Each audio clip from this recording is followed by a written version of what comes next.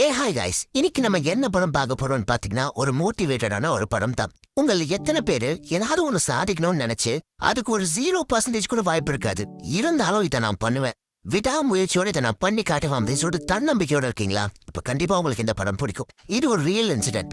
ஆப்பிரிக்கால ஒரு கிராமத்துல ஒரு பயங்கரமான பஞ்சம் ஒண்ணு ஏற்படுது. பசி பட்டினி எங்க பார்த்தாலும் சாவு தலை விரிச்சு ஆடிட்டு இருக்கும் போது அதே கிராமத்தை சேர்ந்த ஒரு சின்ன பையன் அவனுக்கு இருக்கிற சயின்ஸ் திறமைய வச்சுக்கிட்டு வெறும் தேவையில்லைன்னு சொல்லிட்டு குப்பையா தூக்கி போட்டு பொருளை வச்சு ஒரு விண்மில்ல பண்ணி அது மூலியமா அவனுடைய கிராமத்துக்கு போராடி போராடி தண்ணி கொண்டு வந்திருக்கான். சோ அந்த பையனுடைய வாழ்க்கை கதை தான் இந்த கதை. அந்த கிராமத்துக்கு தண்ணி கொண்டு வரதுக்காக அந்த பையன் எப்படி எல்லாம் போராடினா, அவனுடைய விடாமுயற்சி, இது எல்லாத்தையும் நம்ம ஒரு பெரிய விஷயம் செஞ்சு முடிக்கிறதுக்கு ஒரு சின்ன ஒரு துரும்பு இல்லனா கூட விடாமுயற்சியோட நம்ம திரும்பி ட்ரை பண்ணிட்டு இருந்தோம்னா ஒரு பெரிய இரும்பையே உருவாக்கலாம் அப்படின்ற ஒரு சின்ன பையனுடைய மோட்டிவேட்டடான வாழ்க்கை வரலாறு தான் The Boy Who Harnessed the Wind.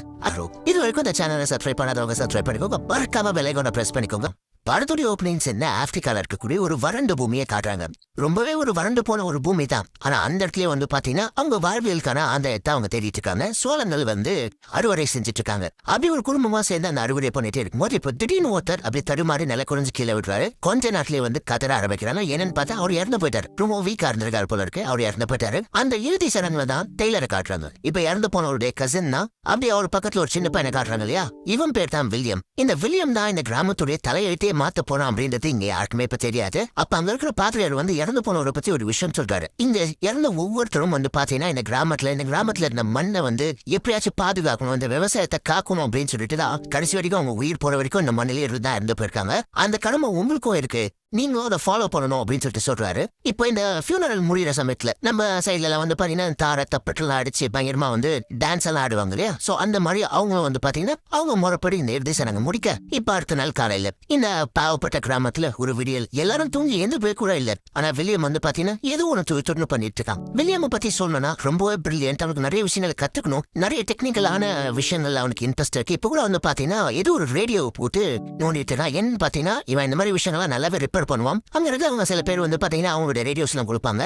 ஆனா இப்ப அவன் என்ன பண்ணிட்டு இருக்கான்னு பாத்தீங்கன்னா அவங்க அப்பாவுடைய ரேடியோ தான் ரெடி பண்ணிட்டு இருக்கான். இப்ப ரெடி பண்ண ரேடியோவை இப்ப ஆன் பண்ண அந்த சத்தம் கேட்டு நம்ம டெய்லர் எழுந்துக்கிறாரு. டெய்லர் பக்கத்துலயே ஒரு குட்டி குழந்தை ஒரு சுச்சி புச்சிக்கு இருக்கு பாத்தீங்களா? அது குவான்னு கத்திட்டு இருக்க. இங்க பக்கத்துல பாத்தீங்கன்னா டெய்லருடைய மனைவி, அதாவது வில்லியமுடைய அம்மா. இது இல்லாம வில்லியமுக்கு ஒரு பெரிய அக்கா ஒருத்தங்க இருக்காங்க. சோ இவ்வளவுதான் அம்மா அப்பா ஒரு குட்டி தங்கச்சி ஒரு பெரிய அக்கா அப்படின்ட்டு ஒரு அழகான விவசாய குடும்பம். இப்ப ரேடியோ சத்தம் கேட்டு எழுந்த அப்பா பார்த்தா ஒரே சந்தோஷம் இருக்கு. பையன் ரேடியோ ரெடி பண்ணிட்டான். சரி ஓகே, இந்த வேலை பார்த்துட்டு போதும், மேல கூரையை போய் ரெடி பண்றியா அப்படின்னு சொல்ல சரிப்பா ஒன்றே போறான் அப்படின்னு சொல்லிட்டு வில்லியம் மேல கூரையை ரெடி பண்ண போயிடறான். இந்த மாதிரி அப்பா